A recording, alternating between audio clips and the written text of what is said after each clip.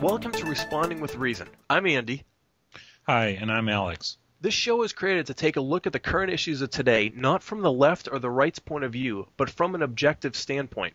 In fact, we'll point out that there are many errors that the Republicans and the Democrats make. Instead, what we will do is we'll offer real solutions.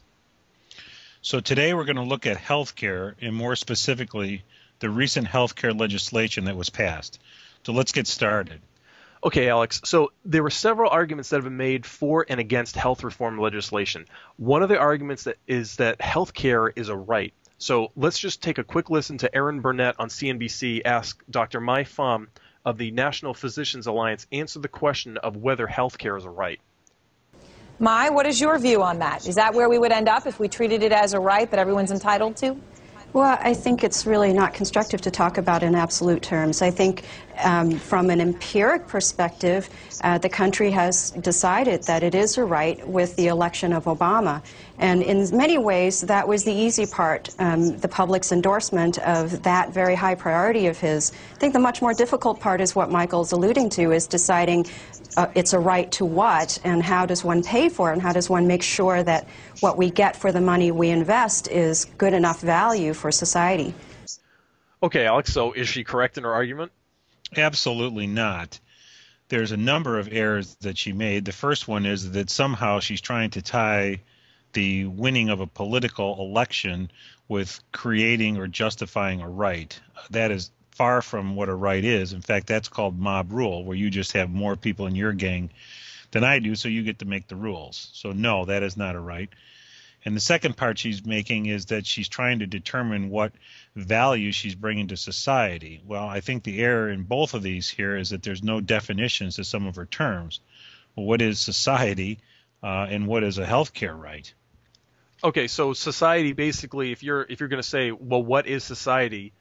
Because society isn't really an entity that can think on its own. It's really just a collection of individuals. Isn't that right? That's right. There is no such thing as society. It's exactly right. It's a group of individuals, and each of those individuals acting in their own best interest will determine what's valuable to them for any particular ailment that they may have as it relates to health care. Okay, so I mean, going back to how the U.S. was actually founded, there were certain inalienable rights. You know, we've heard that term before.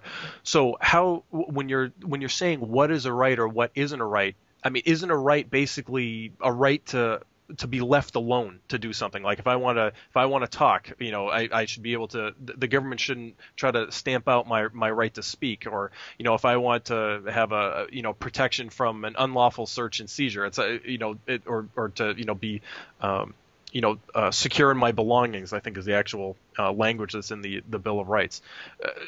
I mean, how can you extrapolate a healthcare as being a right when you compare them to other rights that we would hold, as rights like freedom of speech or the press or things like that?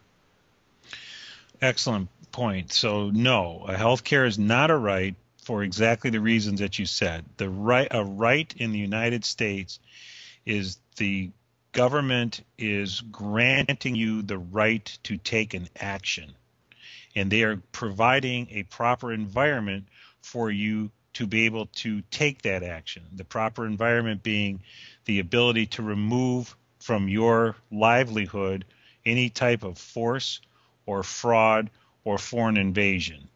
And so let's use free speech, because that's quite frankly what we're exercising here. Right. Okay. We have the right to make free speech, which is what we're doing. But the only way that this show comes out is because we have to, the two of us, put a lot of time and effort and thought into how do we make this show, and therefore we are now we're granted the ability to take that action, and we're acting upon it. The problem with the healthcare, it's the exact opposite. They are granting a right for someone to receive a good or service. And that's a contradiction on its face, because in order for me to say that I want to receive a good or service, then somehow in that the ability to deliver that good or service, someone that's responsible for that good or service gets brutalized. In other words, they are being compelled by the government and forced to deliver that service, and therefore they have no rights. So you cannot grant a right by the ability to deliver a good or service, or you violate the rights of the person that creates it. In this example, the doctors.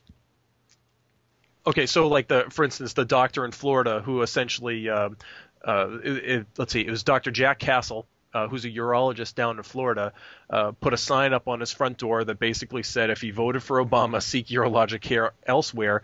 Changes to your health care begin right now, not in 4 years. So, I mean, so I guess the question is, what's in healthcare? What's the doctor's rights, or is it their right to say no?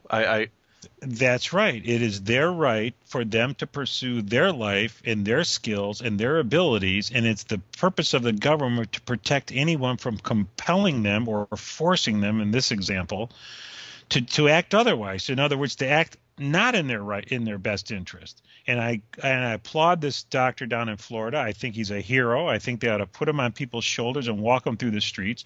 And if the rest of the doctors across the United States had the kind of gall that this guy did and stood on principle, they probably could have made a much stronger united front and probably pushed this off from actually taking place. And it's unfortunate it didn't. But certainly the gentleman down in Florida, the doctor down in Florida, deserves tons and tons of credit for standing up, because he gets it. He understands that by this passing, he will ultimately, and everyone in his profession will ultimately become a slave, a ward of the state.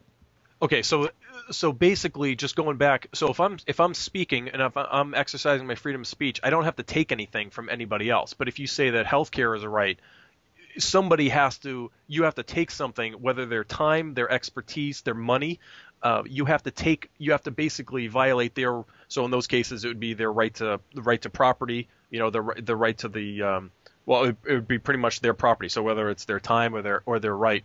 So you essentially have to trample another right in order to fulfill another quote right. And I have to use quotes in this sense because I haven't been able to find a logical reason as to why healthcare could be defined a right at this point. Exactly. That's exactly the issue in a nutshell. Or if you relate it back to our show, what would it be if you had the misinterpretation of the free speech? Then what we would do is we would demand that the government compel some group, whether it be an author or someone that gives speeches or a newscast broadcaster, to come over here and stand on a soapbox and talk for us, because we want to get the word out. Right. So we're forcing them to do it without any effort on our part. And we would be violating that would be absurd. People would reject that on its face. And yet that's exactly what's being asked of doctors today. Okay, so now one of the things that I think people who are going to be pushing the argument of whether healthcare is a right or not is that, well, part of their argument is going to be, 30 million people are without health insurance right now, and this is a solution to that particular problem. So my question would be, why is that a problem? Okay, so why is it a problem that 30 million people don't have health insurance? That's right. Okay, you're going to have to elaborate on that one then. Number one, I don't see why that's a problem, number one. And no one is really I haven't heard of a good reason, quite frankly, why that's a problem. It certainly isn't a justification for making doctors slaves.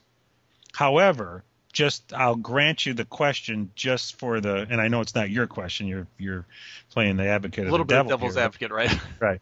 But let's grant the question just enough time to solve it. Okay? If that were really something that mattered and you really wanted to solve it, you could solve that problem in 48 hours. Okay, All you would have to do is go out and say to the doctors and the medical profession, there's 30 million people out here that don't have medical insurance. If they come into your office, you can treat them and you can bill them for your standard rates, whatever they be. And then you take the sum total of those charges and you subtract it off your tax bill at the end of the year. You get a full tax credit for it. Case closed. No money goes to Washington. No bureaucrats siphon it off. No incapable thug tells you how much they're going to pay you for a particular service. You perform the service. You keep the money just like you would anyhow. And it's the most efficient way that you can. And it would be solved literally in 48 hours.